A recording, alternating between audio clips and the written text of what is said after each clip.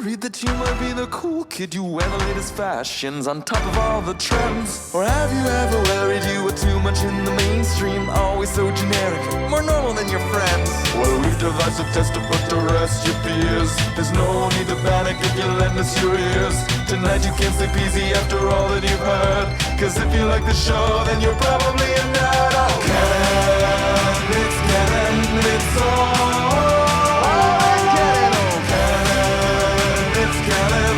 Tyler, Phil, and Boris. Oh, Canon, it's Canon, it's all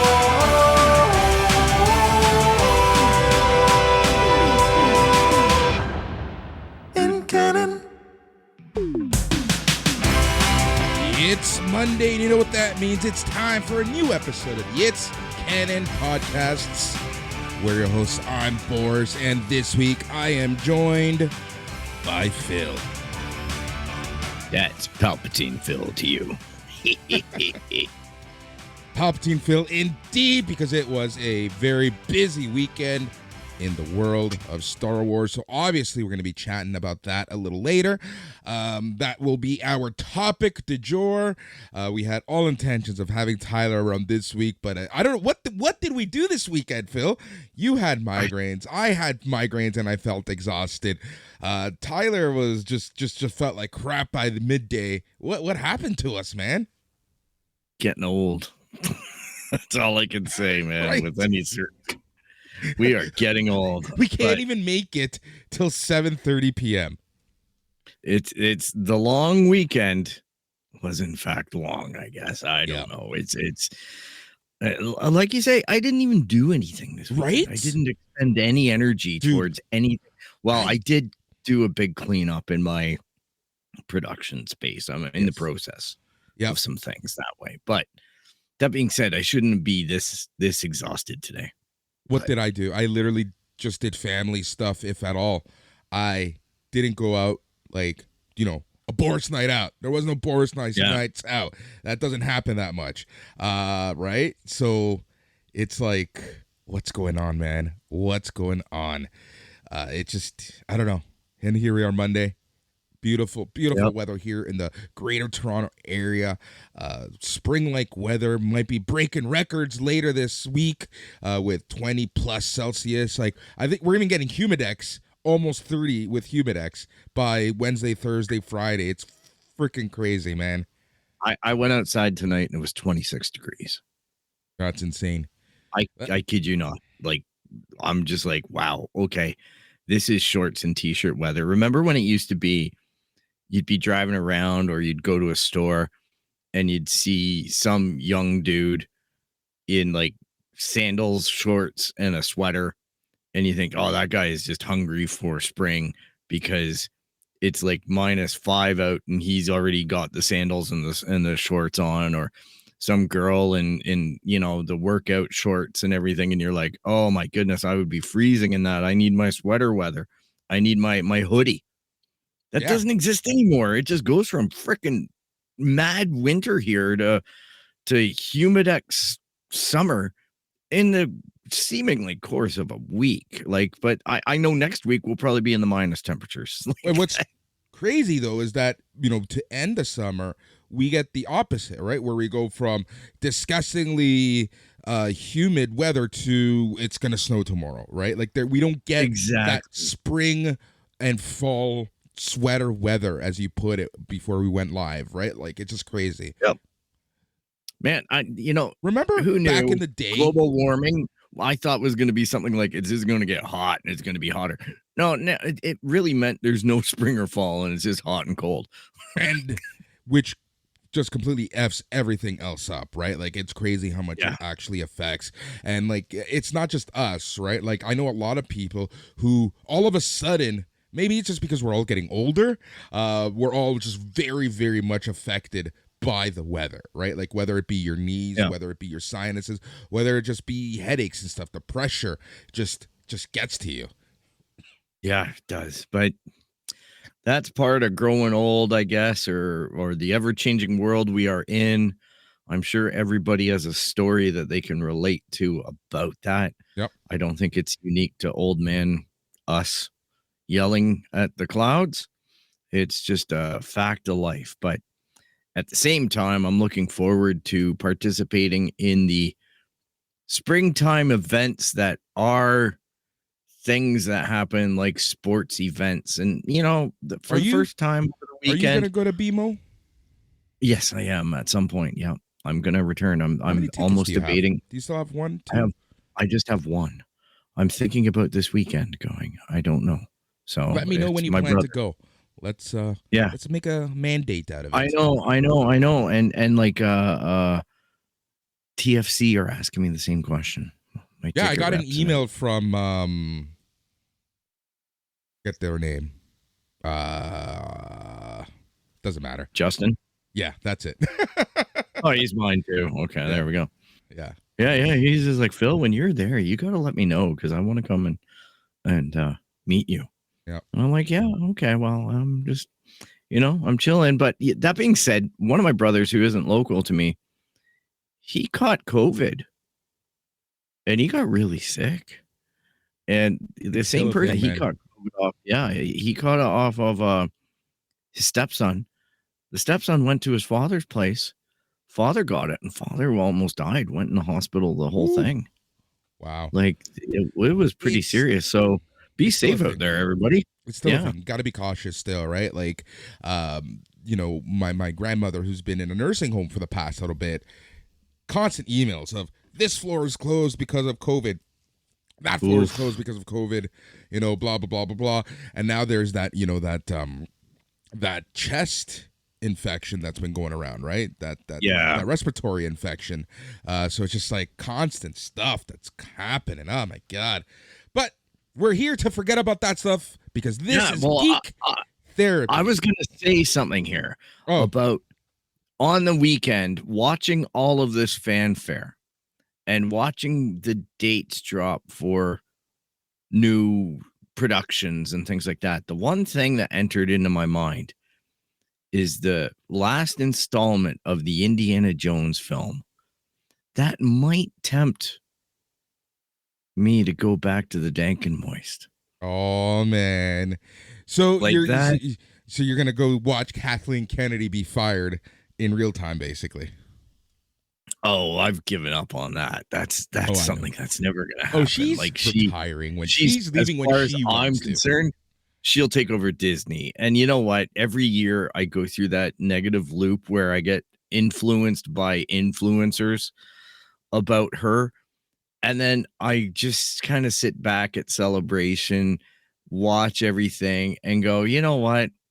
As much as we all complain about her, I'm not complaining about her. Like, I'm sorry, but I know this isn't a popular take amongst certain people on the internet, but Star Wars is for everybody.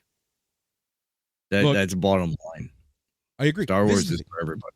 We're in the fandom, right? When especially us, like Star Wars is our ish, you more than me, right? So you're deep in that fandom. You're balls deep in that fandom, right? So sometimes you forget the perspective of the casual, the average person, right?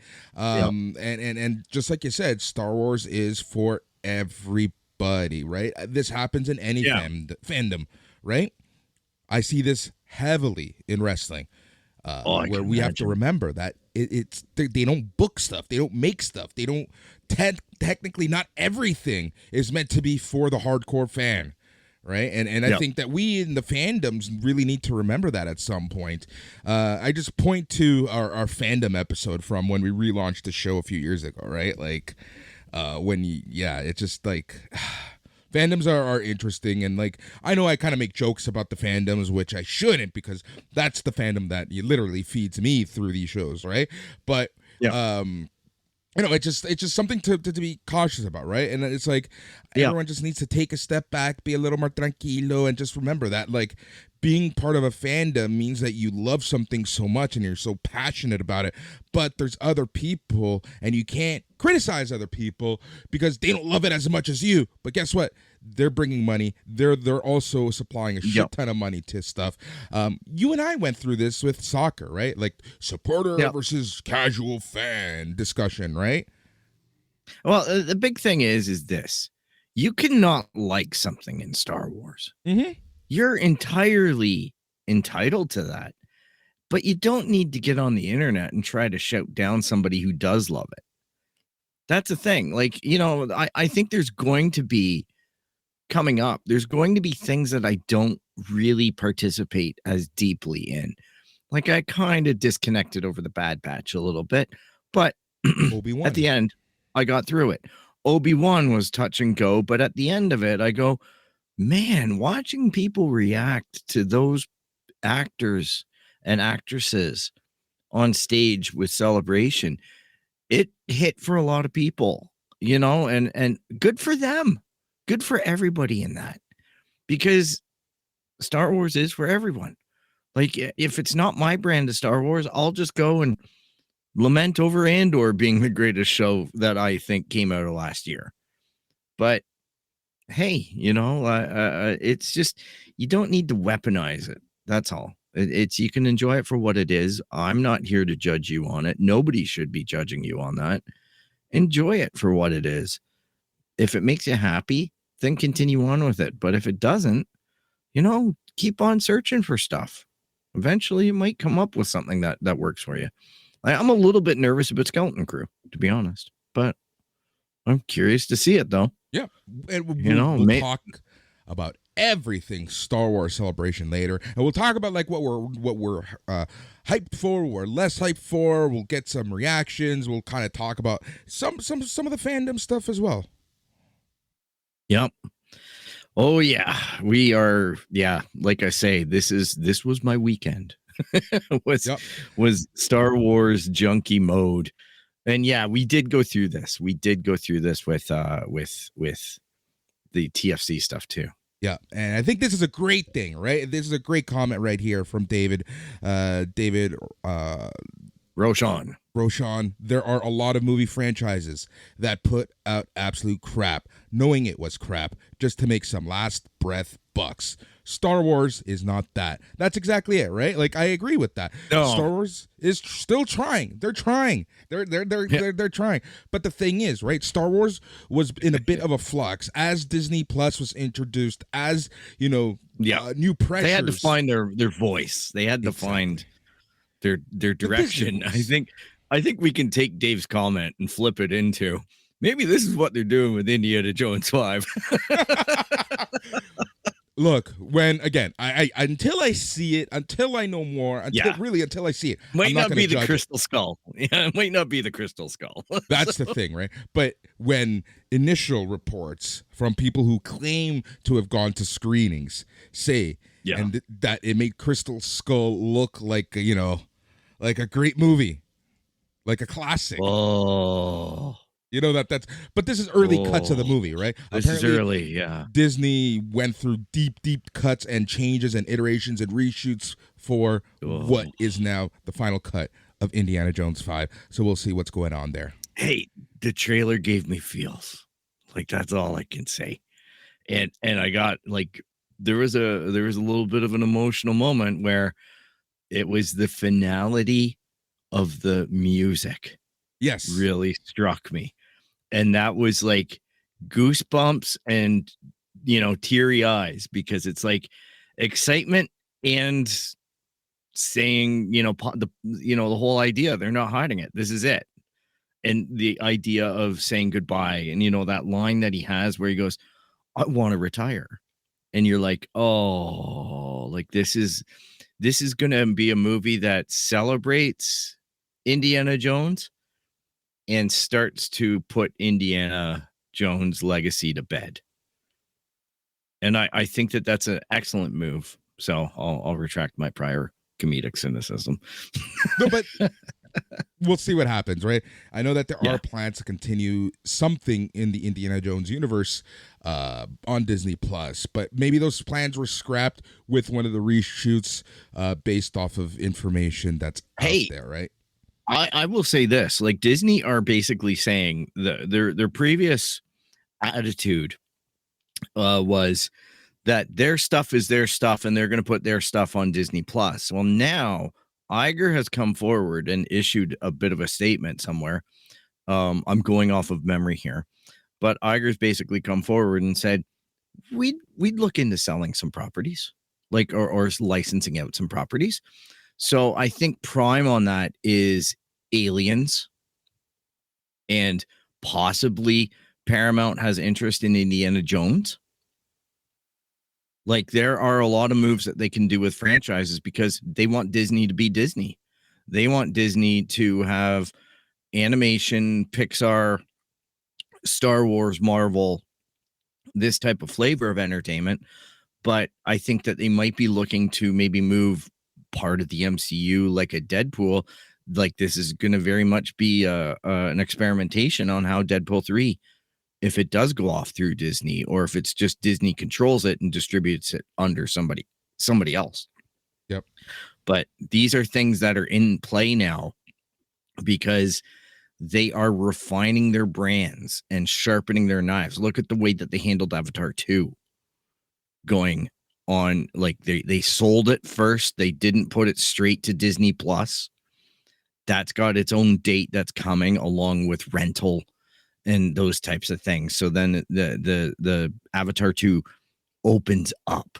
So they're getting a little bit more precise on how they're inserting their own content onto their own channels now, versus the absolute kind of mess, I think, that basically got attributed to Bob Chapek in just throwing everything at the channel and realizing that that's not going to be a strategy that nets you cash, and Disney are there to make cash. Yep, that's exactly it. Especially with Disney being a publicly held company, at the end of the day, they are there to make cash. They spent a shit ton of money on IPs that are beloved in order to make cash. Yep, and they want to drive it to the theme parks. They want to drive, like this money has to materialize in purchases, theme parks, experiences, that type of thing. That's where Disney make the money, is off of going to shows at the theme parks, riding rides, and buying Avatar 2, for example. Buying all this stuff, not $10, $12 a month. Like, I wouldn't even be shocked if you started seeing vault behavior by Disney Plus. Like, of course, when it used to be years ago, they would keep movies from being circulating, and they go, okay, the vault is open. Cinderella is now available for 3 months. Go get your copy now, or else you don't know when the vault's going to open again. They could start doing that with content on Disney Plus.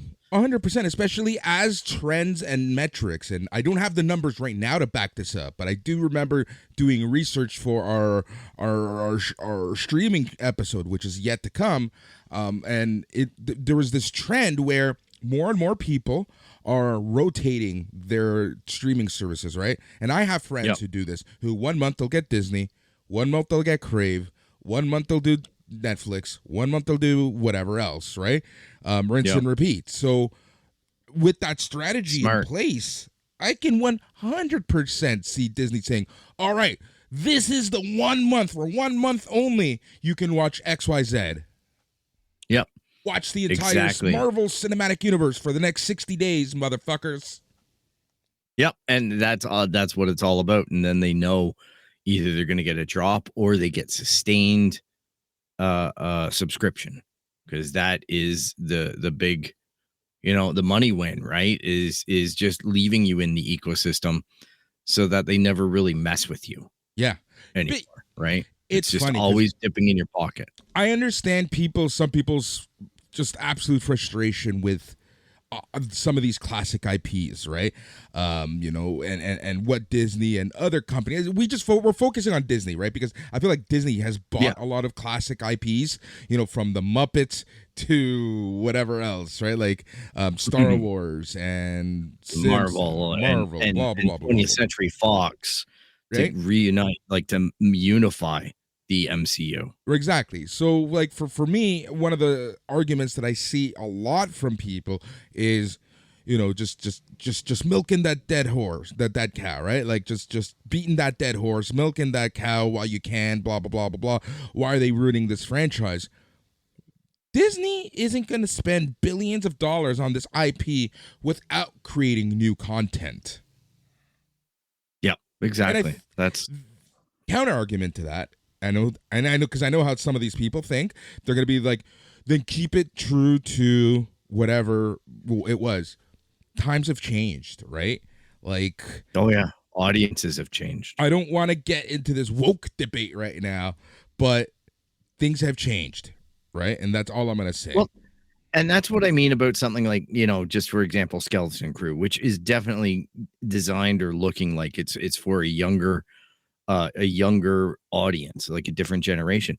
But that's not a bad thing if it doesn't hit for me, or I just watch episodes and get a completely different experience out of it.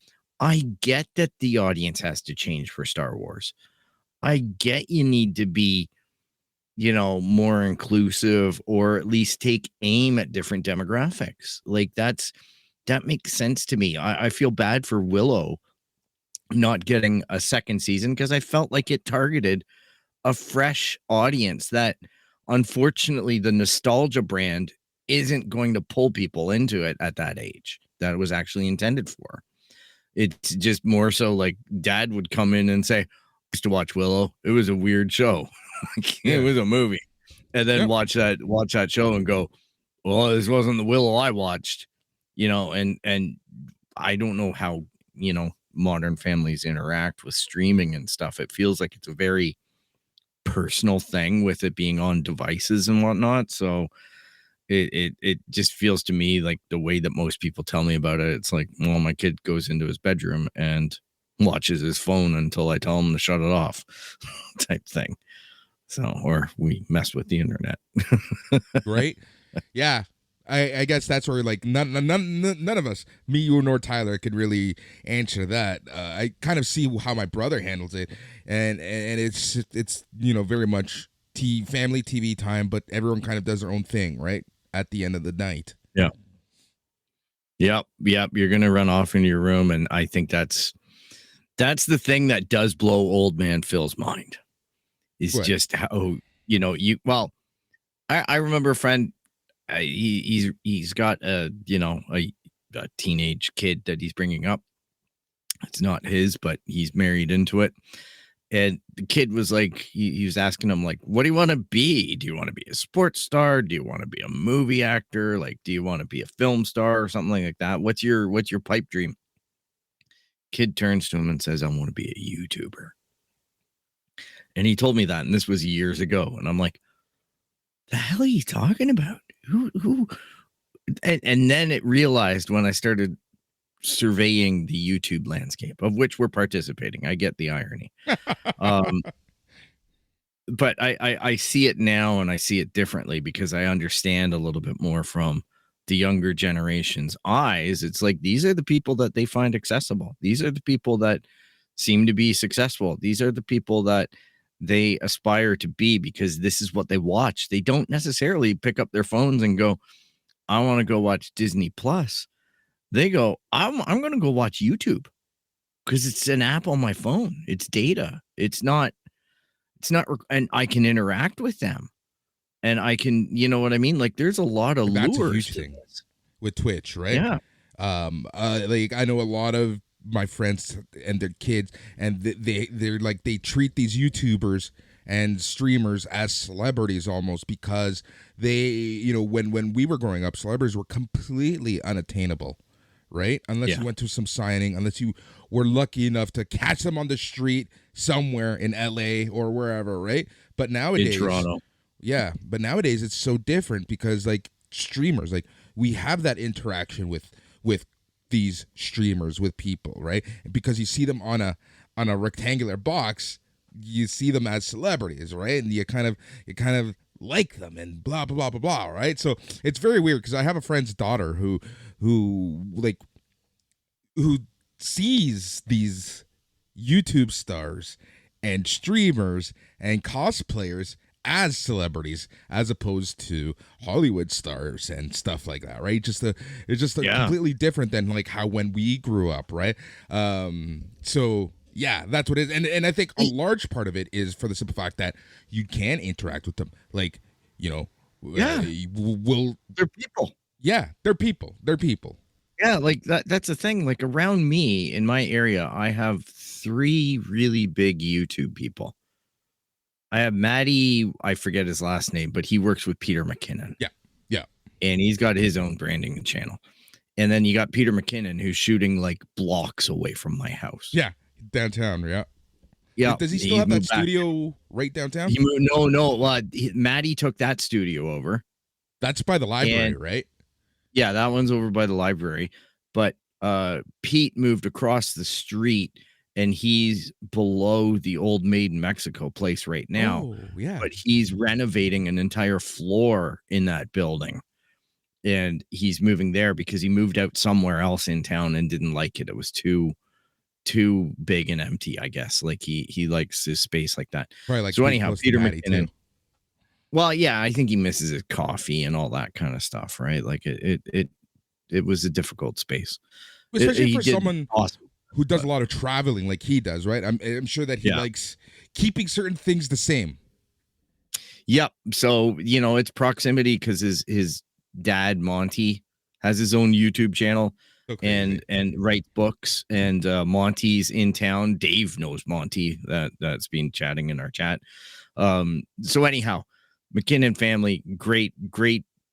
That's great. And then there's Lou from Lou Later and Unbox Therapy, was shooting quite literally in Aurora and was always up in Newmarket here. They went to Tweedy's and places like that, Jamaican Patties, which is like literally at the top of my street.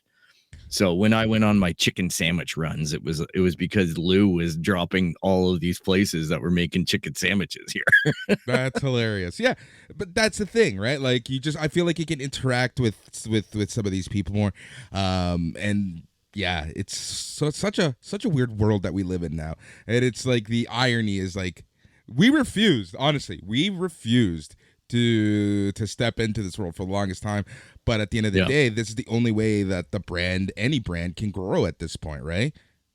Yep, exactly. And I've noticed audio podcasts, they're not as popular. You look at numbers, you look at even my SNME radio, my wrestling stuff, we're not getting pandemic numbers or pre-pandemic numbers anymore. And it's not the channel. It's just people are back to whatever. They want to watch video. They want to interact. They want to do other stuff, right? So, heck, I'll name drop this one just because it's fun, about how small of a world it is and about what a weird space that I live in north of Toronto. I've gone into my Toys R Us a few times. In particular, there's a very large black helmet behind me. Well, one of those versions of helmets that I have was in Toys R Us on the shelf, and Hayden Christensen just was walking through the mall because apparently he has a house near here, and he was posing for pictures and autographing the Darth Vader helmets. That's amazing. And that was, it's just this crazy thing. Like, I would go into Toys R Us. I didn't have the good fortune of seeing him, but I was buying said helmet. And the employee was like, hey, last week Hayden was here. Apparently he lives in town. He brings his daughter up here. And they just walk around the mall because nobody recognizes him. Those days are gone, unfortunately, now, right? Like, I feel like with Obi-Wan and other projects, I think he's being recognized a little more. We'll talk about this a little bit, but look at the reception he got, at Celebration. That one got me emotionally. That one was overwhelming, to say the least. So, there's a few times that Star Wars has really kicked me in the pants emotion wise, and Hayden on the weekend, and maybe before that, a few years ago, Ahmed Best had just brought the house down with his appearance on stage, and that was a very powerful moment. But it just seemed to me like there was more people at this event than was even reasonable. And they announced today that the next one will be in 2025 in April, and it's going to be in Japan. So that's going to be a blast. So yeah, it's going to be crazy. And apologies for just like stuffing my hand on the camera. I gotta find a new camera without autofocus. Got to get yours. Elgato. Yeah, man. I don't know why I said like that. It's funny because like I listen back to a lot of my shows and that's something I've stopped doing, but now all of a sudden I've started it again. We all have our little ticks. Like Yep. I try to lock my chair because otherwise I start to get sensitive about rocking and on the mic and everything I don't like care. that. It is what it is. I said it again. I don't know why I'm being so weird about actually hearing myself. How was your weekend? What did you do on this weekend? I know, like back to nothing. Like, You watched a lot of Star Wars. A lot of Star Wars. I always have the intent of trying to game more, but then I end up just gaming on the games that I want to game on. So it's kind of weird. I let my Luna subscription time out. I didn't renew it yet because there's no point. There's too many subscriptions. And really I knew it was a long weekend, so I just used it as downtime. And unfortunately, I wish that I was more active in my hobbies. But there are weekends where they're just black holes of, watching sports or family time and trying to get away from the screens because honestly, it's I tried explaining this to a friend of mine where it's like, he's like, well, we could game and we could do this and we could do that. And I'm like, yeah, we could, but I don't want to sit on my screen from 7 in the morning or 8 in the morning until 1 o'clock at night. Like, Yeah.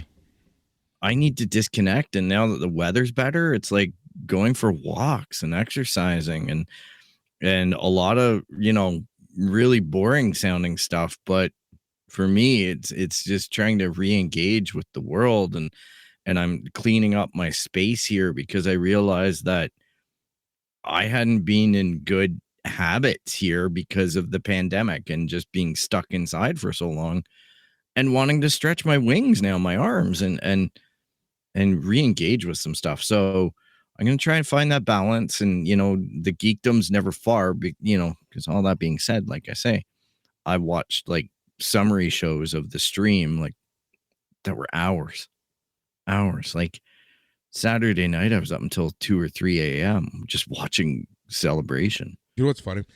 It's going back to what you just said, that you were watching these streams kind of explaining and breaking down everything that happened during the streams of Celebration.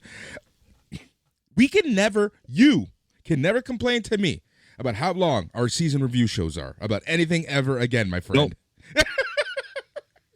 Nope. No. Well, that the streams that I was watching were the actual live streams by Star Wars. No, I know, but like in general, it's like I've seen summary streams that are longer than the actual streams themselves. Oh yeah, and we've done it so many times, like just that Mandalorian season 2 that we tackled. Holy crap, we're talking a 32-minute episode, and like seriously. You and Tyler didn't even have a word to say in that Keith Capel interview. Like that was 2 hours of the two of us. Yeah. Just geeking out. Like but yeah, I know. That's the charm, honestly. Like I love that stuff sometimes. Passion. That's the thing, right? There's a passion there. And like Mandalorian season 2, there was just so much to unpack. And look at where we are now, right? Yeah. So I don't know. It's just kind of funny. But we'll save that for the end. Exactly. Yeah. I love how we're just like, it's gonna end up being like a 10-minute conversation.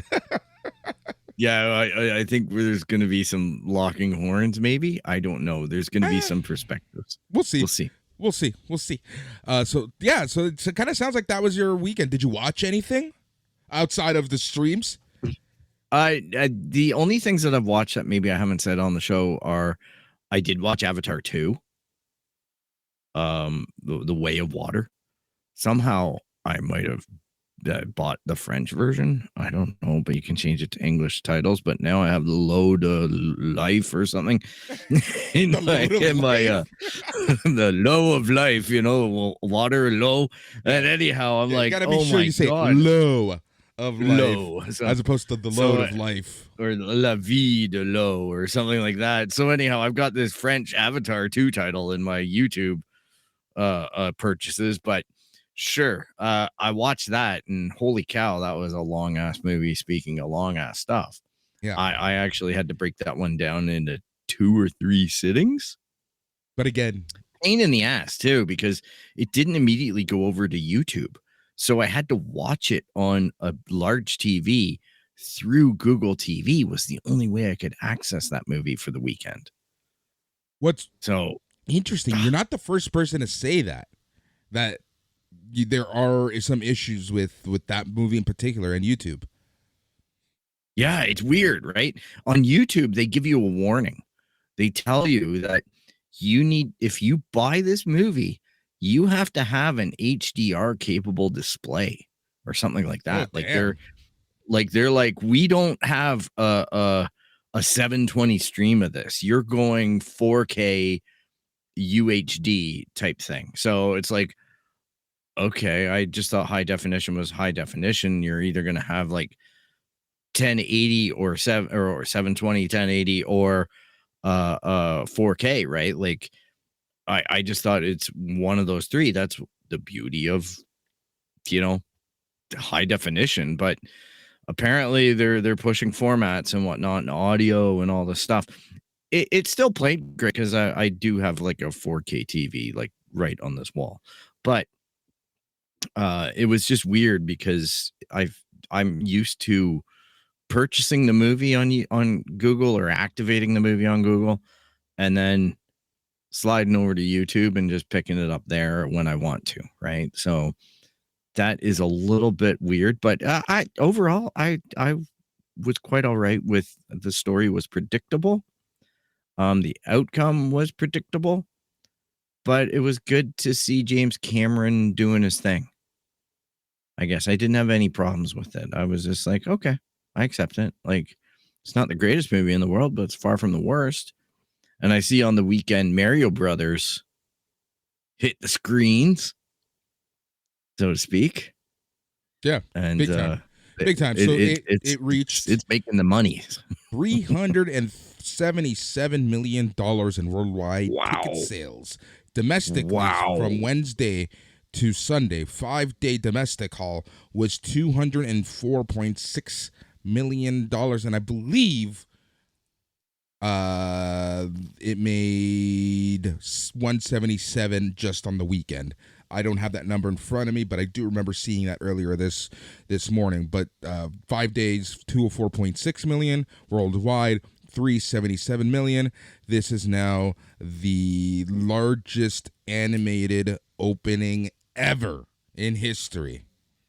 And Rotten Tomatoes is divided. The critical score is very critical, and the fan score is like 96%. It's one of those things. Like, I haven't seen it yet. I wanted to go Sunday, but I've been having like the ultimate insomnia again. So like worse than normal. So yeah, it's one of those things where like I wanted to go on Sunday, didn't make it. I had found some family stuff later on, and then today same thing. It just didn't work out. Right. So I'm going to try to watch that at some point this week. I am traveling for work again later, so I'll get it in. Point I'm trying to make is, Danny, yeah, exactly. Saw Mario on Friday. Theater was packed in the early afternoon. Juan and family went on Thursday afternoon, right after school, and they said the theater was pleasantly full enough, right? So yeah, it's one of those movies. So what I'm trying to say, short story long, is that I honestly feel that sometimes the reviewers forget that this isn't Shakespeare. This isn't going to be a dramatic movie that's going to win 1 million Oscars. This is a movie meant for kids, right? I think that a lot of reviewers forget that. And Phil. And nostalgia, right? Like this is the thing. I think that they're trying to be edgy because they're waiting for the crowd to agree with something edgy. And they get caught on crap like this. They miscalculate. And then they get exposed for what it is. Like you don't go to this for deep thought dialogue or a complex story run. It ain't Succession, let me tell you that. Oh my God, did that episode blow me out of the water last night. But here's the thing. I have a question for you, Phil. Should sites, and I know that this might be a little difficult just because of how I know how these sites work, because I'm part of one with Slam Wrestling website, slamwrestling.net. Go check it out. Should these websites do like an average score of anyone who has seen it or be assigned to it, right? So then it's not just one person's review going up, and that's the official IGN review score for said movie. It's worth considering. The issue that I have with popular culture and the internet in general on how people are treating it or abusing it or whatever is that there's no way to quantify that reviewer unless there is a way to quantify that viewer has actually seen it and isn't like, we ran into this with Last of Us Part 2. We saw this thing get review bombed, but it was getting review bombed before the game came out off of leaks, right? And people were just mad because Maddie Mad is mad. And then I don't know how many reviews I've seen recounting that they rewatched it or they replayed it after they got over their temper tantrum and they really enjoyed the game because it made them happy to go back to the Last of Us universe. And once they got past XYZ issue, the game was actually good. The game was fun. Yep. And there, you know what I mean? Like it's throwing your toys out the pram. And that's what a lot of the review sites have become, because they're these targets and temples of fan discourse. And that comes from the critics, but it also comes from the reviews. I would love to actually maybe it's something as stupid as for the first month or whatever, you get a code that's on, but that's easily cracked because somebody's going to give their code away on the movie ticket over the internet. And then somebody else is going to just take it and review bomb it. Then you're going to get sites paying you for movie ticket codes or something like that, or trying to figure out software that's going to generate its own movie ticket code generation so that they can go in and review bomb it. But look at that, 57 and 96. That's a shocking thing. Yeah, that's a huge discrepancy right there. So I think and this also leads to a larger issue, and I know we've talked about this issue with reviews, right? And that's just simply a lot of these places like the IGNs, the GameSpots, they're afraid of not giving favorable scores to certain studios because you get cut off. You don't get early access for reviews. And let's be honest, a lot of sites like this strive and need those clicks to keep on going, right? Yeah, and you take a fringe movie, and it's important to get those clicks and whatnot. But you take something like this, I think that this is something where they knew they didn't have to care. Yeah, because it's Chris Pratt, it's Jack Black, it's Mario, it's Nintendo. You could give this thing a 30%, and I'll guarantee you this movie still kicks ass at the box office. Oh, 100%. 100%. It's one of those things, right? It from the get-go, just because it had the animation style that people are expecting from the video game, I honestly feel like this was just printing money at that point, right, for the studio. So, well, again, larger issue, but I think that it's a combination of things, right? Where I think it's partially your issue, where controversy creates money. And someone wants to be the cool guy in town and say, "Oh, I don't like this, blah blah blah blah blah. I'm cool," and people are going to agree with them. And then it's also that people and review sites are very much afraid of not giving favorable reviews because they get cut off, right? So yeah, it's a combination of the both. But you're right though. But look at Ted Lasso this past little while with Trent, right? Like him and Roy Keane's big conflict, their big tension. It's like, hey, you wrote a shit article about me when I was just 17. And he's just looks at him and goes, I was trying to be edgy. You know what I mean? He's full of crap. He was just hard on him because he wanted to make a name for himself. And I think a lot of guys do that. But Dave points out something here that he usually uses professional reviews as people assessing a movie as something that will have a lasting, all creative impact. Often it's an educated guess and doesn't take into account something that will be a social economic success. Yeah, and that's true too. A lot of the time these reviewers are trying to stick to a level of review, these professionals. But I typically find the best strategy is this. Find someone who you agree with probably about 80 to 85% of their reviews. Stick to their opinions. If their review means so much to you. Like if you're going to come to our show and go, tell me about the new Mando episode. We're going to tell you about the new Mando episode, and we're going to tell you if we loved it, hated it, whatever, or, you know, whatever the media is. If you don't agree with us, then don't use our references as the guideline of your enjoyment. And just like we always say at the end of the day, there's so many content creators and so many people who review stuff. You're going to find someone who kind of goes in line with how you think, right? If that's us, cool. If that's someone else, cool. But, you know, not just you know, crazy thought. Hey, argue with us. I don't care. Yeah, but argue with us. Argue with Tyler. See how far you get. You know, sorry. I can say from personal experience, it's probably not a good idea. Yeah, like I don't know. Just the whole review world is so fickle right now for so many reasons, and it's something needs to change. And I'm going to continue to call out the IGNs of the world. We have beef with IGN because honestly, dude, for the longest time when we were releasing episodes on Sunday, our topic du jour, or something that we spent a lot of time doing research on, that one particular writer would always write an article literally stating our points. Yeah, it was getting comical. But yeah, good for them. We gave them some free content, I guess. Right. But I just find that they have the least I just find their video game reviews in particular are completely based off of the hype trains. And that's why I say it's especially, you know, I know you're picking them because it's like they're the ones that when they go to bat for something, what does IGN give it? 9 out of 10. What's everybody else giving it?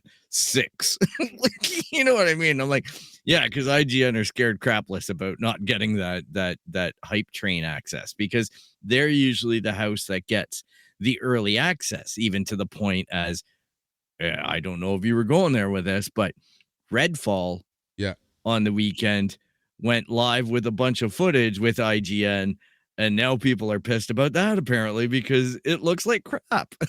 But IGN are like, hey, this is wonderful. Yeah. So, that's exactly it, right? Like that's it's such a weird world right now. And that's why like, right, it's the beauty of us not being sponsored, not whatever.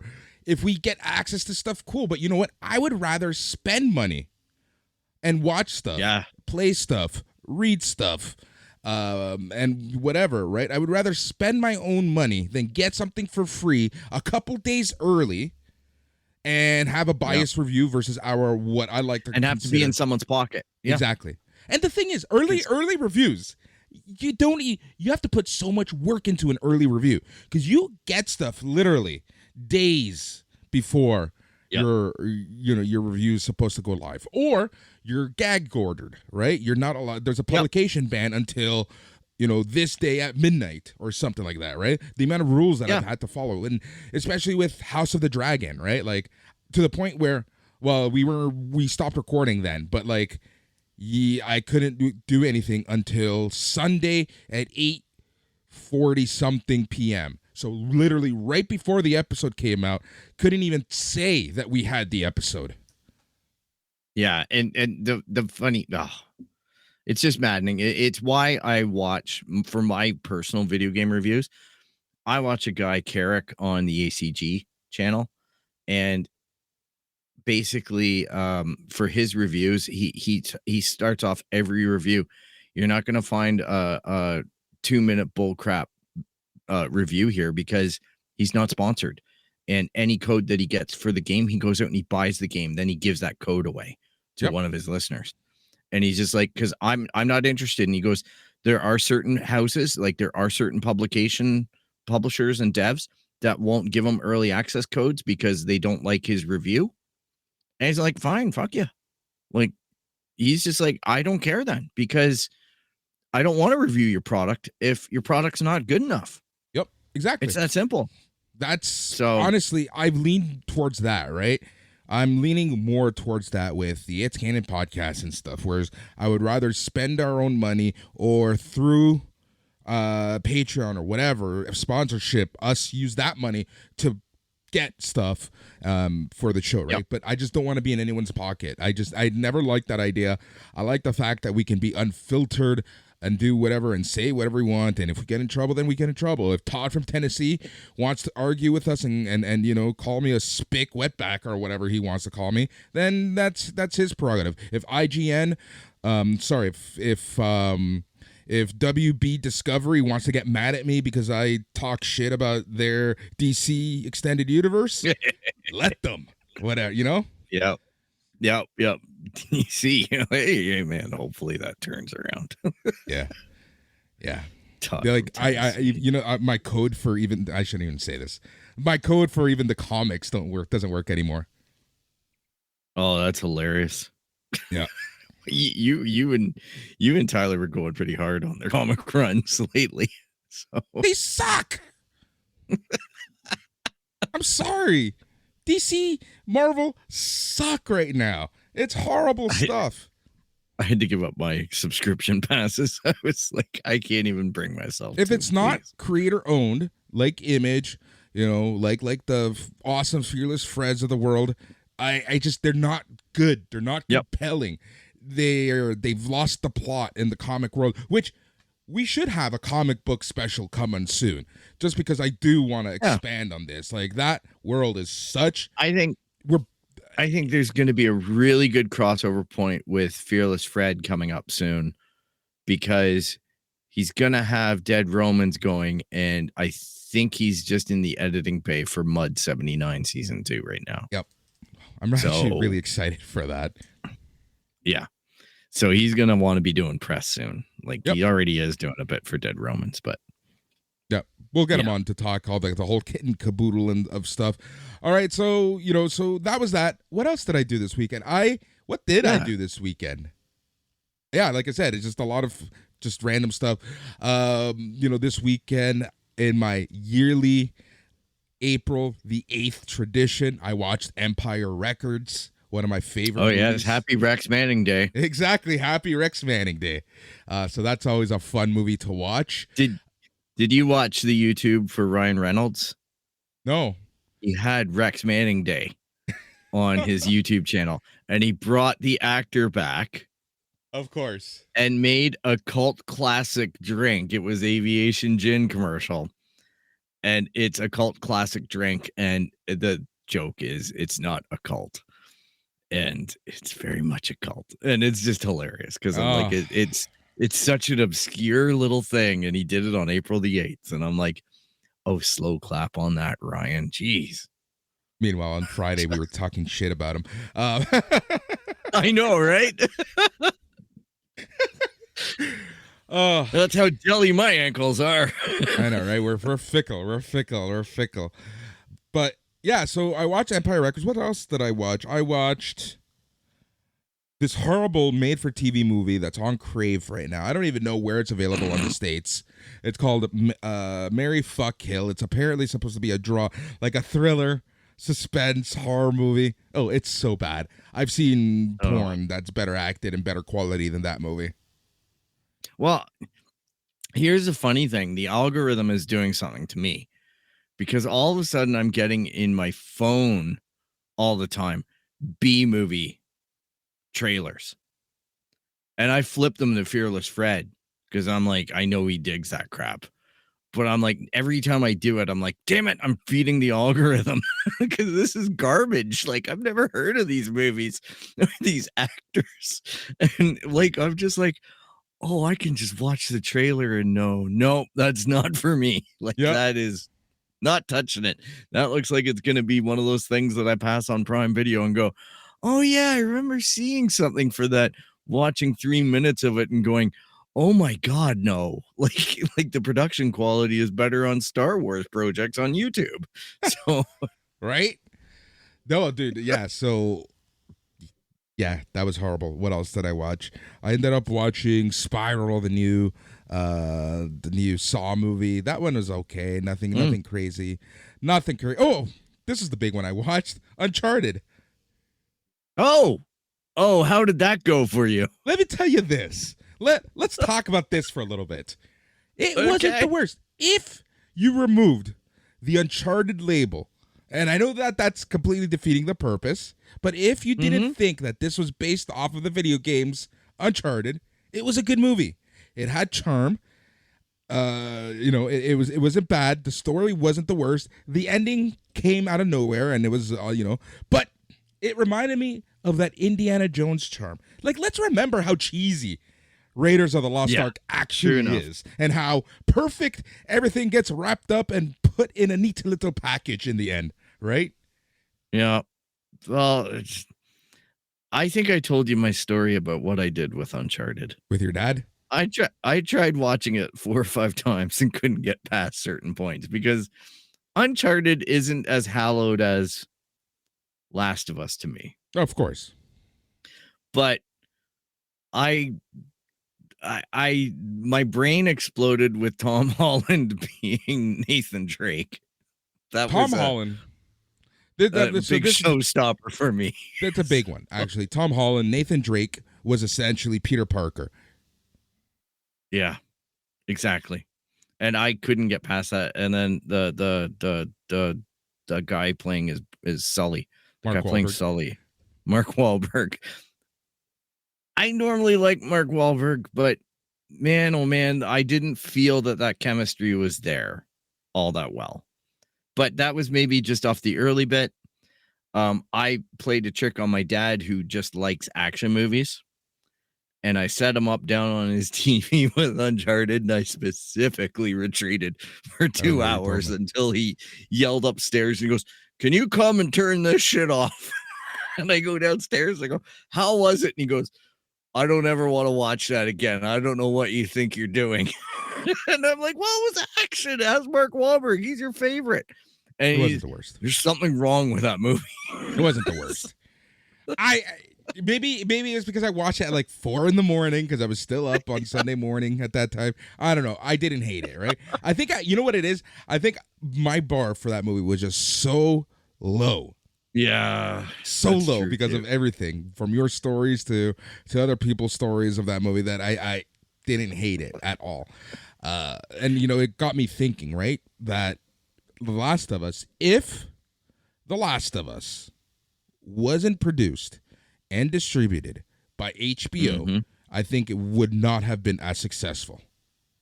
If a major movie house had gotten their hands on it, they would have done the executive asshole treatment to it. No. Like, I literally mean it could have been the exact same show that we got from HBO. But if it didn't have the HBO tagline, the HBO power, the HBO PR around it, it could have had even Craig Mazin on it. People would have written it off before it even came out. But because it had the HBO factory behind them, people accepted it in the mainstream. How we got through 3 seasons of Westworld. And 2 of those were kiting along on fumes. 3 seasons in like, what, 20 years? I know, right? I think that's dead now. But it yes, you do have a point that the HBO brand definitely has a lot of sway. But I just do also think that there's too much interference in some of these video game movies or the wrong choices that really deny the gamers the experience. Whereas, like we've pointed out, The Last of Us managed to capture that lightning in the bottle about the experience of the game and the emotions. And like I'm maybe if you analytically dive in on Uncharted as it's solely just an action thing, maybe the movie meets a criteria there from that standpoint. But for me, I don't know, in my gaming experience, I lend myself to characters and I get emotionally attached to them. And that's part of the journey for me. So even as shallow as maybe a Nathan Drake is, it's in the quieter moments that I start, forming that bond with the character. And then the action moments are just action. That's a video game. But it's a great game for that. Is like the re-releases, the 3 games that they did for Tomb Raider. Actually getting inside of Lara Croft's head, actually understanding what the complicated mess with her father is, actually seeing all that was the part of the game that I really enjoyed, was seeing her support that and grow with it throughout the sequels. Whereas if you watch the movies, it doesn't really go there. I thought that the latest re-release with the new Lara Croft girl was attempting it, but the ones with Angelina Jolie were just like boobtacular experiences. They were just action and cardboard depths. It was just Charlie's Angels, the reboot movies from the late 90s, early 2000s, especially Full Throttle, which was essentially just a music video. Yeah. So that's the video game curve from where I see it. Like, I just felt that those games that Square Enix had done with Tomb Raider were cut above. They were games that I really, really liked because of that. Because of that charm. Them. Never played. Yeah, I own them. I'm pretty sure my nephew has played those games more on my system than I have on my system. Actually, I can guarantee you. I don't think I've ever powered them up. I've got them in multiple formats on multiple systems. I enjoyed them so much. Like, that's one of my. Now, that being said, I never finished the third. I finished the first and the second. Like, I devoured them. And yeah, it was insane. But those are great games when you pick them up because they go on sale for like $5 on flash sale digitally. And it's just like, wow, man, there's a lot of time you can spend in them, and the challenges and the side quests are all good. And those are things that I don't do. Like game completionist type stuff. Yeah, you're bad at finishing games. My Adventures with Superman finally gets a release date and trailer. Adult Swim and HBO Max is finally getting this. This one is getting a summer 2023 release. I feel like they've been talking about this, since 2021. It has a production team led by people from Teen Titans Go, Invader Zim, Voltron, and She-Ra. So there you go. It looks kind of cool. Awesome. This is basically a coming-of-age story with the mid-20s Clark Kent and his adventures in Metropolis as he starts his adventure as Superman. And it's funny because I sounded like I was actually reading copy, but I wasn't. Oh, amazing. Right? This one is literally... I think one of the only people that are going to care about this news item is my nephew Alex, who's not listening or watching right now, but this one's for him. Five Nights at Freddy's movie is finally confirmed for an October release. Again, this one has been talked about for a really, really long time. Five Nights at Freddy's follows a lone security guard tasked with watching over Freddy Fazbear's Pizza, a Chuck E. Cheese style restaurant featuring massive animatronic animals. This is basically, if they were haunted and whatnot. This has an interesting cast. So it has Josh Hutcherson from The Hunger Games, Matthew Lillard from Scream and Scooby-Doo fame, Elizabeth Lail from You, Season 1, Kat Connor Sterling from 911, Piper Rubio from Unstable, and Mary Stuart Masterson from Blind Spot. So the first game was released in 2014, and it was a huge viral hit. And soon after that, like 1 or 2 years later, we knew that there was going to be a movie. And so there you go. Halloween, October 27th. Hey, you had me at haunted animatronic animals. What was that episode of The Simpsons that kind of copied Jurassic Park when they were in what island were they on?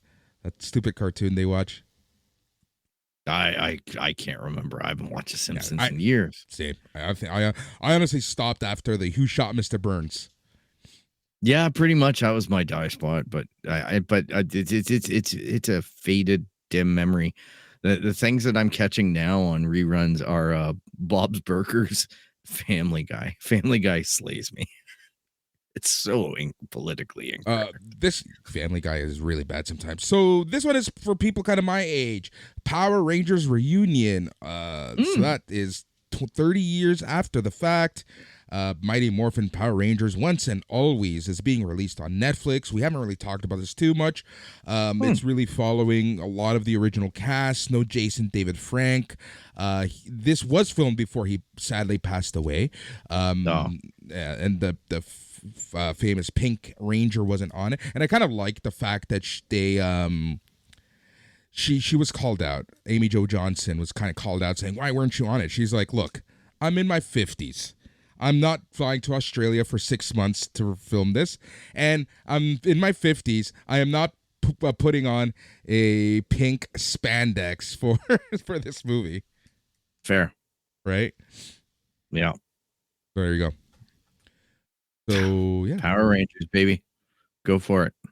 Yep, Power Rangers, that's coming out on Netflix. And this is one that's kind of cool. Sony is reportedly working on a PlayStation Cloud streaming handheld. Oh, yes. Yeah, so more than a decade after the Vita, which was a very, very fun little system. The device still got mine. A lot of people still have theirs. It's codenamed the Q Lite and will require the PS5. It's essentially going to use remote play functionality to stream gameplay to the Q Lite. So rather than you using your tablet or your phone or your computer, it's going to stream direct onto this handheld, which is kind of cool. Yeah, you know what? I used to use this functionality, to be honest. They had this built into the Vita and the PS4. Yeah. Because I used to go to work and play Destiny.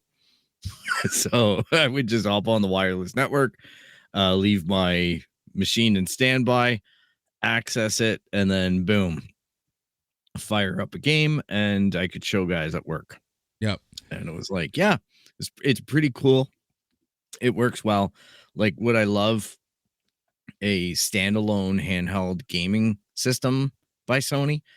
Yes, because I like the idea of doing something like, Nintendo dominates that market, and I love the idea of competition.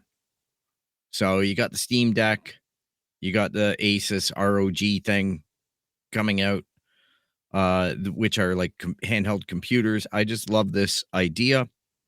But the streaming thing just means that apparently it looks like a DualSense controller. Yep.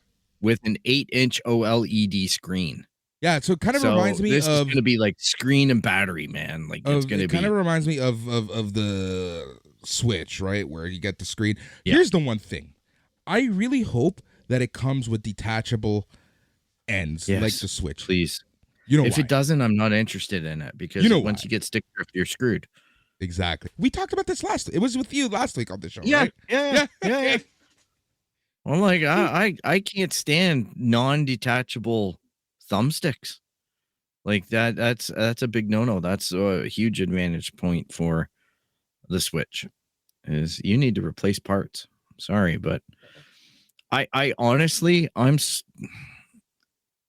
hard on my controllers that I typically on these scuff pads that I showed you on my Xbox Elite, I have to go through a set of pads every 3 months. And on the actual Xbox, I cannot get a Xbox controller to last more than a year. Jeez, what the hell do you before killing it? Do you play Track and Field 2 on these? Like, what the heck?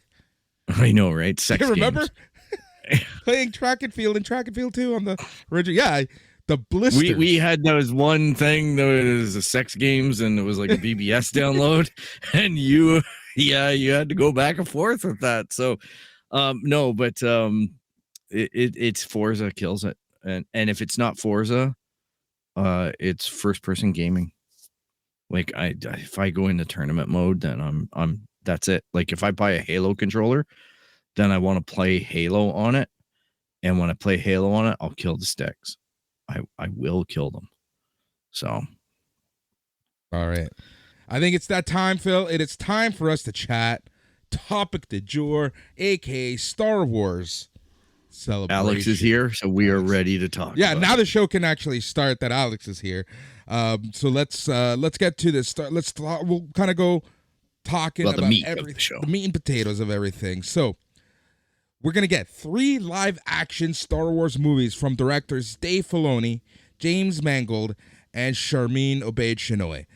So this kind of shocked a lot of people. Kind of came out of nowhere. So the James Mangold, director of Logan and the upcoming Indiana Jones and the Dial of Destiny, will create a film that will go back to the dawn of the Jedi. So this is going to take place, 2,500 years or something before the, we get introduced to Star Wars, Jedi. blah, blah, blah, blah, blah, blah, blah, blah. So We're going to be learning about the Wills. Yep. That's that. I laugh just because it's like, oh, Disney, you guys, Indiana Jones hasn't even been released, and you're trusting this director with more stuff. Yeah, they've never done that before. Just wait until the Game of Thrones ends. Right? Again. All right. Dave Filoni's film is going to explore... Wonder Woman 84 was the other one. Patty Jenkins' Kneel of Death. I forgot about... I erased that and Tenet out of my memory. Christmas 2020 will go down in infamy. Not because of COVID, but because I spent the day fucking watching Wonder Woman 84 and Tenet. It was a bad day. It had nothing to do with the fact that I spent it with Zero Family. It had nothing to do with the fact that I was alone on Christmas. Nothing to do with the fact that, the pandemic was still raging hard. The fact that I had to sit through Pedro Pascal in his worst role ever, and not his fault, in Wonder Woman 1984, and whatever the fuck Tenet was. I'm less harsh on Tenet. Tenet, I actually got entertainment out of.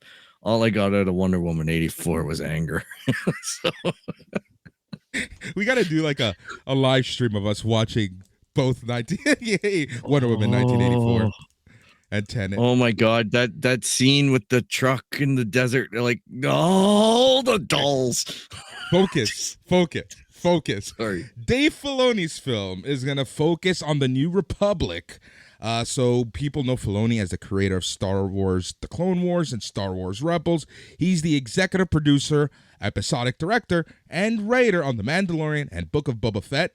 And this movie is being touted as kind of culminating, not ending, culminating, bringing everything together, this current iteration of Star Wars, including The Clone, Mandalorian, Book of Boba Fett, Ahsoka, etc. It's gonna start. It's gonna end that phase, or be an end note in that phase, to transition over to the First Order phase. So that's the goal, I believe. Goodness knows, if it will be that way. Do you think it'll be the end of all those shows? I think it's gonna denote some final tones, but I don't think that. I think anything in Star Wars isn't dead. Like, look, if Palpatine can come back, and if Darth Maul, if the death is off screen, you can't guarantee he's dead. Like Harrison Ford, hate to tell you, is in The Rise of Skywalker. I'm just like, man, how many times? If J.J. Abrams can come back to Star Wars, anyone can come back. You were right. Yep. Sharmeen Obaid-Chinoy, best known for Miss Marvel, Saving Face, and more, is going to lead a film set after the events of The Rise of Skywalker, featuring the most popular Skywalker Palpatine of them all, Daisy Ridley as Rey.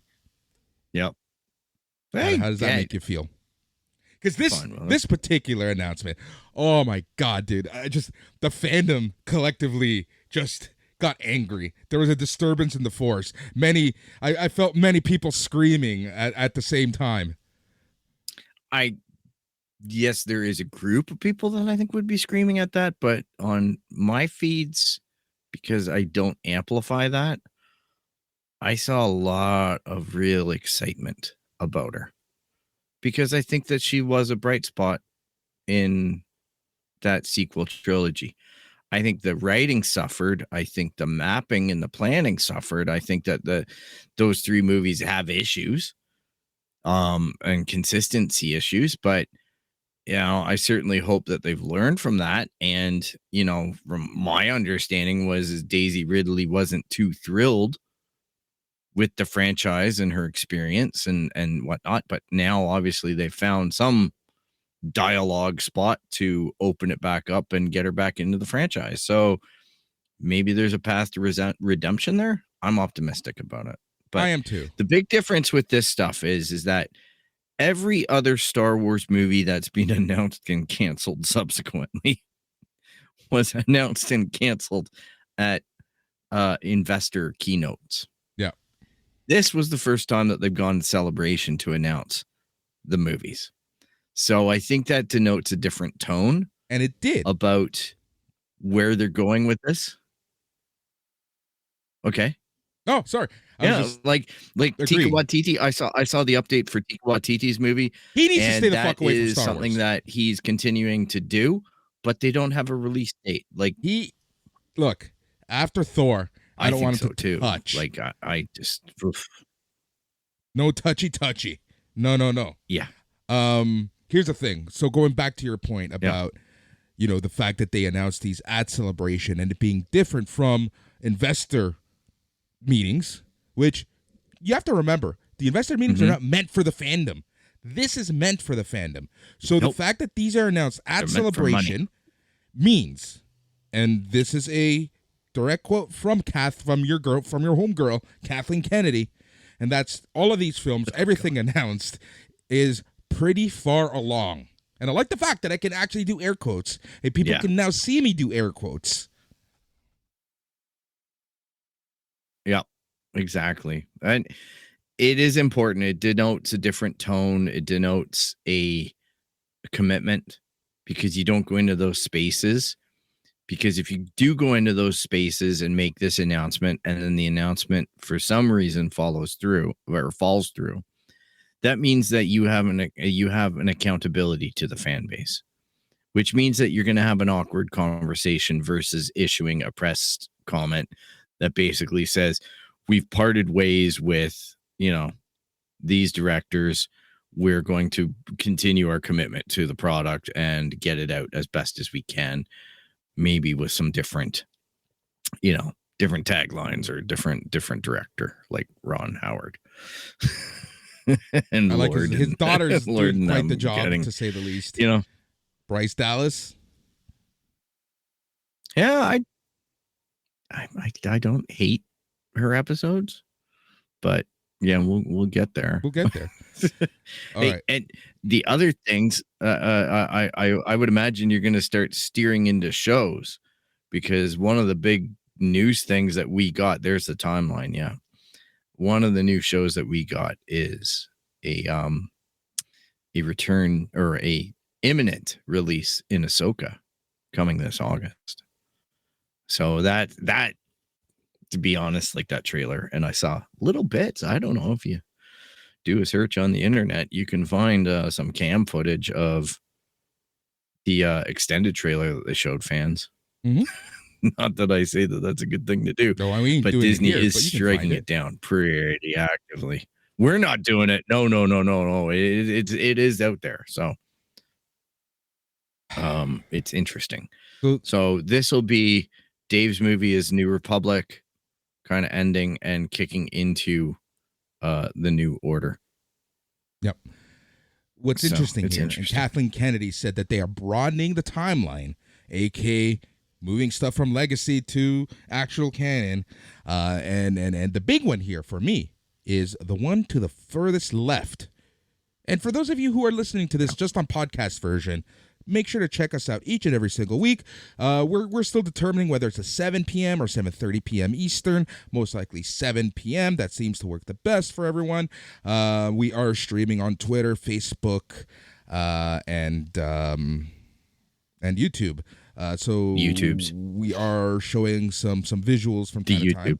So right now I'm showing a visual of the updated timeline. So you see the various phases of Star Wars timeline. And there's one on the very far left that to me I can is the hear most Dave Rochon typing.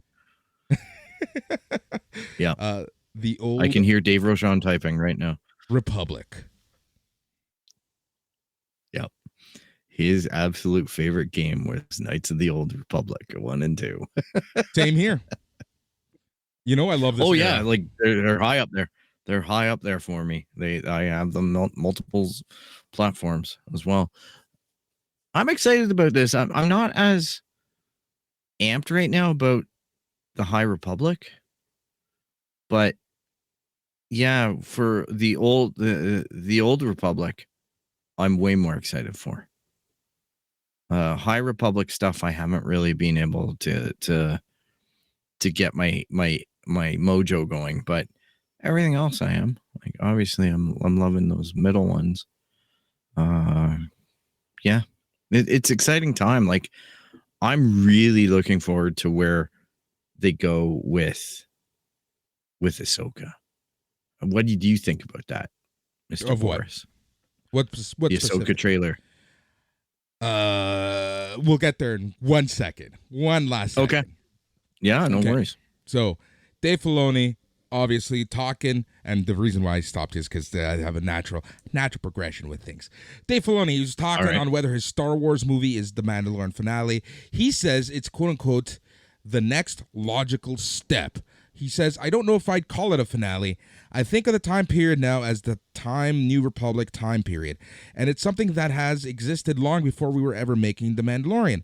The idea that after Return of the Jedi, there was a New Republic, and that the heroes still had to defend the Republic from the remnant Empire is a very old idea that we brought into the first season of The Mandalorian because it was always there.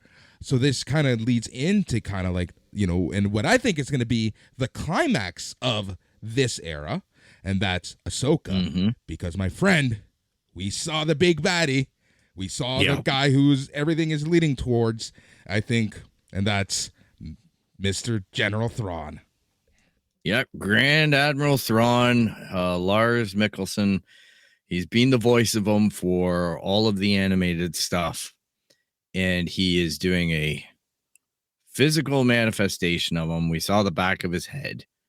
And the Moriarty of Star Wars, so to speak.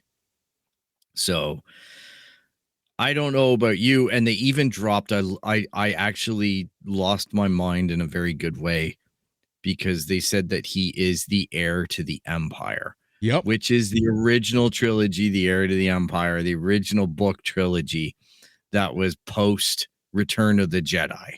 Yep. And that was just, you know, Mara Jade, Grand Admiral Thrawn.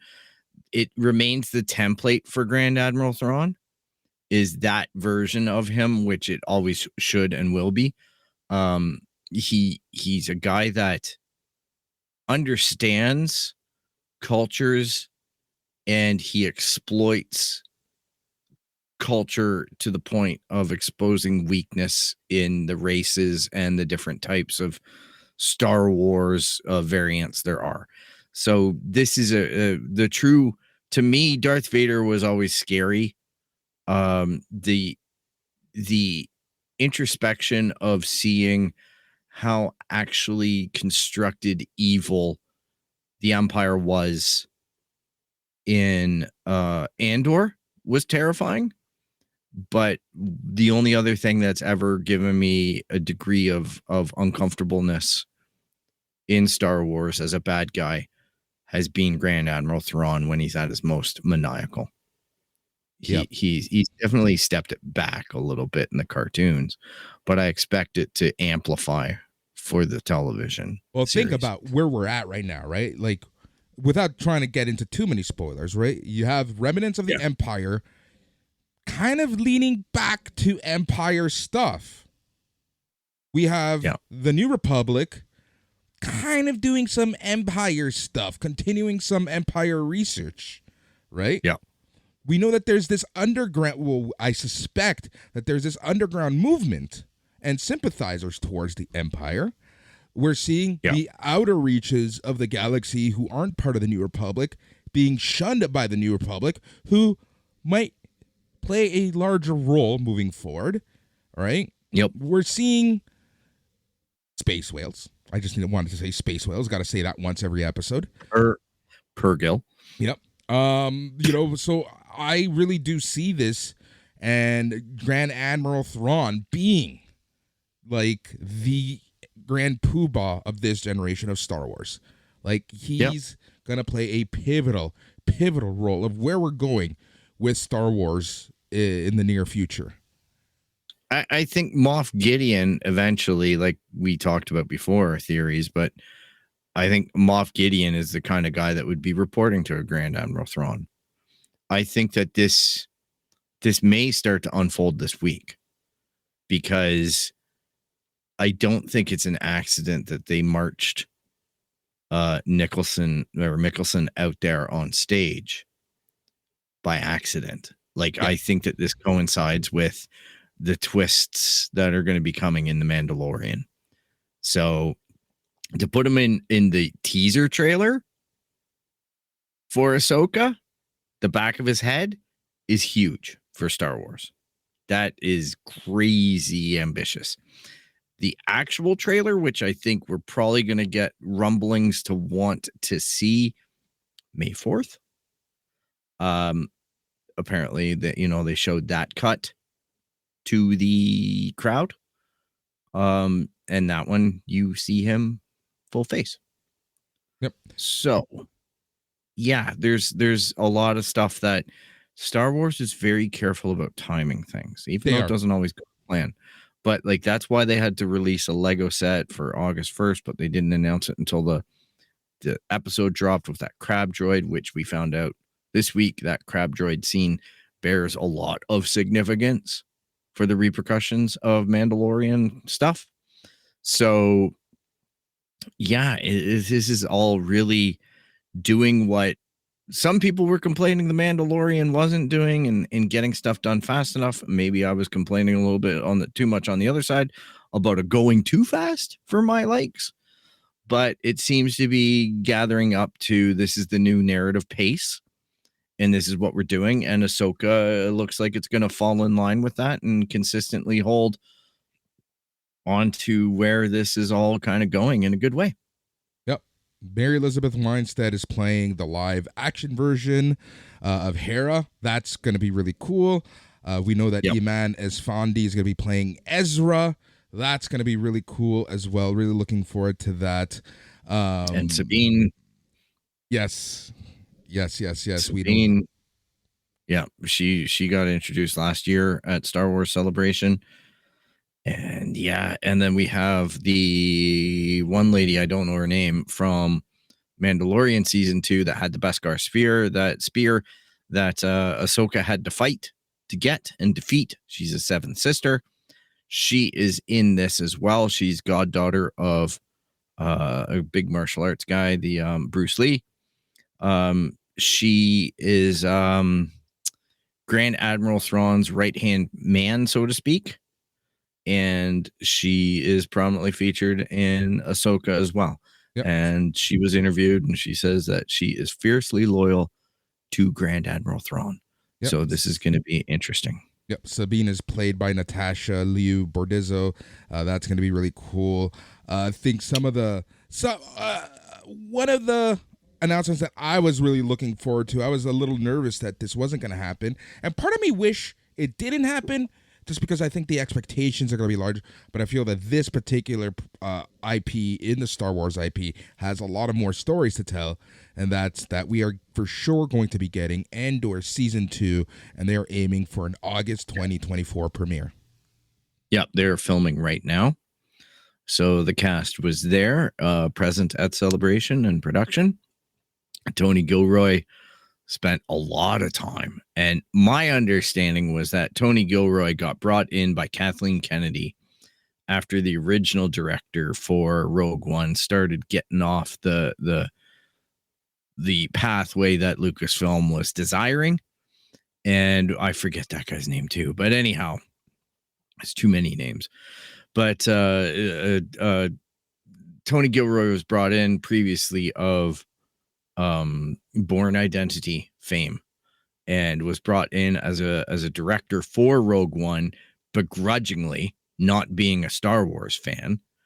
And that was an attack point for the Star Wars base, but knocked it out of the park with that. And I was really shocked to see how well he was engaging with Celebration and Andor in general. And again, it was nice. I know you're speaking to your own people with something like that, but Andor probably didn't get the eyeballs that a lot of other stuff does. And I feel like it has spoiled my expectations of Star Wars shows now. It has raised the bar. Big time. 100%. The Acolyte 2024 release window. They're describing it as Frozen meets Kill Bill. This is taking place between the Old Republic and the prequels. It's High Republic near the beginning of the prequels, and this is a part of the timeline that rarely, but we're starting to see played out a little more. Yeah, this is going to be a lot of Sith. A Sith load of Sith.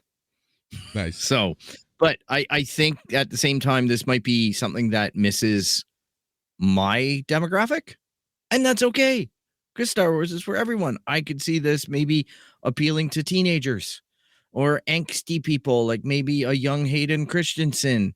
I hate sand, that type of thing.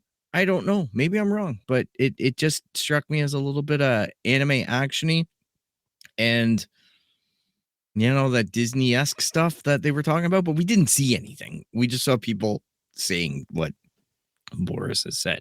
So that's going to be an interesting show. Skeleton Crew. Let's talk about the Skeleton Crew. This stars Jude Law, and it's focused on a younger cast of characters honed in very much on the show's Goonies inspiration. So this is, I'm seeing that this Skeleton Crew show is going to be geared more towards young teens.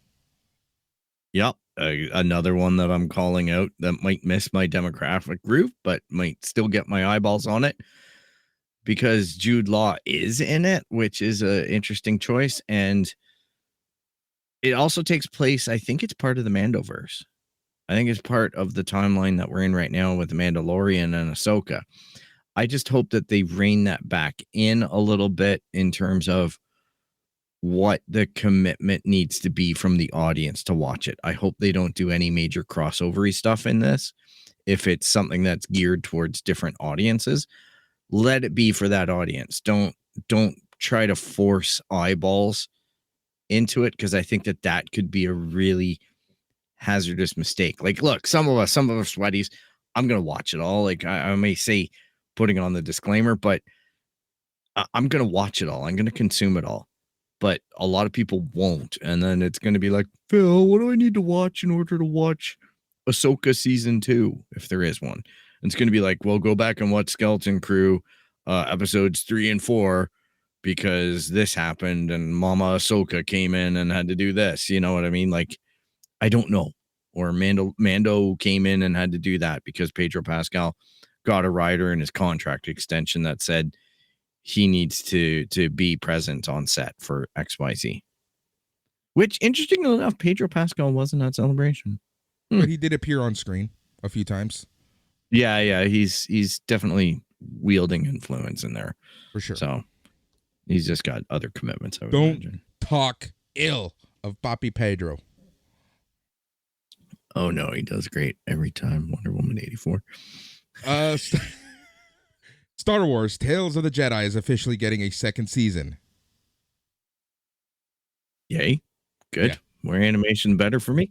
Right. Bad Batch. There was controversial episodes in the first season, though, but yeah. Whatever. That's controversy of Star Wars. Star Wars Visions, Volume 2. We get the first look there. More importantly, Bad Batch gets a third and final season. Brown Eyes will be back. Mark my words. Or Goggles. Is it Goggles? Goggles. Goggles will be back. That ending. Oh my God, I'm still moved. All right, Lando Calrissian. The series is definitely, air quotes, still happening. Good. I hope that they get the same guy, because I loved him. So Danny Glover? Donald Glover. Danny Glover. Donald. Like Yeah. Donald. Yeah. I just love Glover. He's awesome. I like, his music. I like him. I just think that he brings new dimensions to any role that he's in. I've always enjoyed him. Yeah. So, We already Community talked about was this, awesome. But Taika Waititi's film is still on. He is still working away. And apparently, so is Ryan Johnson. So it's just the Disney. We're just gonna pay you until you stop asking for a paycheck, please. Right? They had the final trailer to Star Wars Jedi Survivor. Coruscant is playable. I love how that's a huge announcement, but only bits and pieces. So I bet you it's one of those planets where you have just like a very linear mission to do. Yeah, I'm fine with that because I get lost in a cave system, let alone Coruscant. If it was open world, Phil's going to 1313. Haven't seen him back since. That was the most geeky Star Wars reference you'll ever get from me. I love that. Ewan McGregor really wants Obi-Wan Season 2, but Lucasfilm doesn't just yet. You know what? I look back on Obi-Wan and I go, it wasn't as bad as I thought. I loved some of the summary stuff. I'm actually really blown away by how well-spoken that little girl is who played Leia. Yeah. Like, holy crap. If I had the thought processes at whatever age that she's at, 11 or whatever, that kid belongs in a Mensa school. Like, she handled interviews like a stud. Like, I jaw on the floor the way she bossed that panel. Mm-hmm. And they didn't even need to pull the punches of everybody clap for the little kid, make the little kid feel good. That kid, look out Hollywood. If she doesn't end up in a drug bin somewhere by the time she's 20, she is going to be an unstoppable force. I hope good things for her because, yeah, what a kid. What a kid. So, I don't know. Obi-Wan was a little weak. To be honest, like, I'm okay with where it ended because most of the stuff that they did was stuff that was done in Rebels. Darth Vader's mask has been cracked before in animation. It's not, I know it's the first time for a lot of people who watched it and for them to react to it. And I'm glad that they got that experience, but man, this is old stuff that's getting recycled in a good way. But I don't know what else you can do in a season 2. Like that fight feels like it's done. It's ready to go to New Hope. And just be like, leave it alone. Yeah. Don't Darth Maul it. Don't put legs on it that aren't there. Yeah, that's literally it. The last big talking point for Celebration before they announced the next celebration, April 18th to 25 in Japan, 2025. Star Wars Rogue Squadron could still happen. Okay. Patty Jenkins isn't dead yet. She's joined Ryan Johnson and Taika Waititi, I guess. Yeah. Yeah. Okay, great. If it works, I love it. I want to see it. If there's a path to redemption for her after Wonder Woman, then so be it. So, yeah, but we'll see what happens, man. We'll see what happens. There's still a lot of time. I don't think any of these are going to actively happen. I just feel like maybe. The only one that I really want is Rogue Squadron. Well, yeah, I would be excited to see the concept of it. Like, give me space battles and Star Wars. Give me more Star Wars. Out of everything that you've seen, what are you most excited for? Ahsoka. Same. No doubt. I'm not as amped about the movies. I'm more excited about the TV. Same. And so for me, it's the movies feel far away. The minute I see a trailer for a movie, I'm going to lose my shit. So that's it. But if you want to lose your shit with us every week, you can track us down on www.itscanonpodcast.com. You can look us up on Instagram, Twitter, and Facebook, all the socials at It's Canon Podcast. You can email us at show@itscanonpodcast.com. Todd from Tennessee, we're looking forward to hearing from you. You can subscribe anywhere where you find podcasts. And also just remember that we are on patreon.com/SNME radio. So give our friends over there, if you like wrestling, give them a follow, and you're going to be able to see our episodes pop up from time to time.